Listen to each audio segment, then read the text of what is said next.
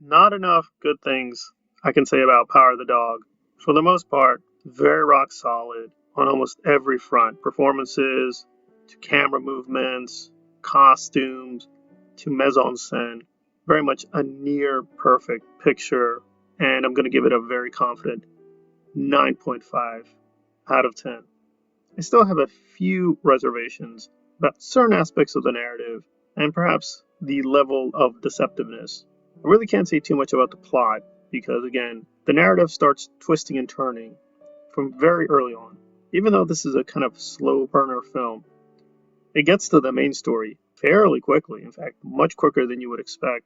It seems to be at first just a rivalry story between George and Phil, and even the names already contain a lot of interesting symbolism, and there's a lot of cuteness in terms of how Campion is using symbols and icons and like visual moments to push forward the narrative. So it seems to be just a plain old story about brothers in the quote Wild West and a struggle over money and power. It has a very definite kind of there will be blood vibe, but soon after that, it starts taking off in a very interesting, if puzzling, direction, and how this family deals with grief and trauma and has all these secrets, especially with the role of Bronco, this major character, but one we never really see, and how he's impacted this entire family and really this entire region and kind of structured how these people live their lives and whether they're going to continue to be locked into the past or venture out into the future. I really didn't predict where this was going, and since I do write fiction on my own and I'm very creative, I can mostly guess for the most part, almost every film I see, where it's going to go and when it's going to go a certain place. But no, I was very definitely shocked and surprised. A lot of people do criticize the ending, and I do agree. It felt a little rushed. It was a little contrived. It could have been a little bit stronger, but I think it's supposed to be more subdued. A fairly melodramatic film. It's more about how these characters feel, how they relate to one another, than quote unquote strictly the events of the plot. But I'm making it sound very, very boring and perhaps overly intellectual. I'm not going to hide this. This is a very feminist film. Campion does align herself as a feminist. But I'd have to say, I never felt this was overly ideological. It definitely has a philosophy, it has a perspective, but I never felt it demonized any one side, and it seemed very open minded with how the characters are dealt. And even with some characters who you think are really far gone, beyond redemption, you'd feel nothing for them. You do see things from their point of view and why they did what they did, and it does leave a lot of ambiguities.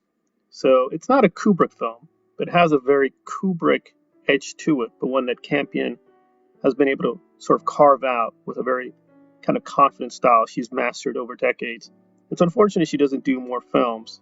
I'm going to have to give a lot of congratulations to Netflix. Although I really didn't like The Irishman, and I thought it was very self indulgent, and they may have given him too much freedom. This kind of picture shows you what Netflix is good for just bankrolling very powerful auteur and just letting her go. And this thing had a lot of production problems. They lost people. This happened during the virus. There was just a lot of issues. So it never comes on screen. This feels very seamless, very well done. The only two major complaints I have is with the Kirsten Dunst performance. It felt a little contrived towards the end. She's a very great actress, but I didn't really believe what happened towards the end. That felt a little forced.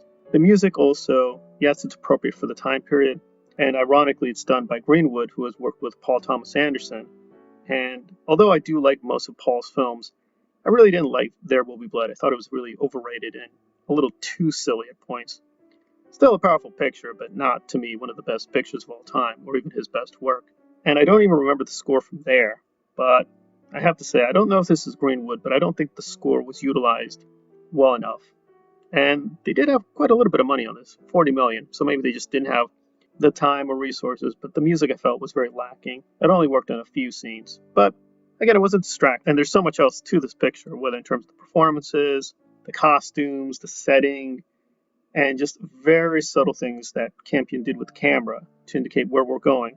So there's just so much to praise here that even the minor flaws, yes, they are real. They don't detract from the picture. I would heavily encourage people to seek this out. You're really going to be surprised at so many things. The beauty, the tragedy, and the melancholy of this film. And I'm usually a Benedict Cumberbatch skeptic, but I think this is a very strong performance, very Oscar worthy. I definitely think he earns a nomination. Whether he deserves to win, I don't know about that, but I definitely think a lot of the cast should and will be getting a lot of Oscar attention and deserves more than a few Oscar wins. Definitely for directing, I probably would give this to her a little bit over Denis Villeneuve, even though I think Dune is probably one of the best films. 2021, I would say this is slightly stronger, so if I had to pick between the two, apologies to Denis, but I'd have to give it to Jane Campion. A masterpiece. I think we're going to talk about this film for quite a long time. Very excellent on almost all fronts. Please seek it out. Power the Dog. Thank you for listening.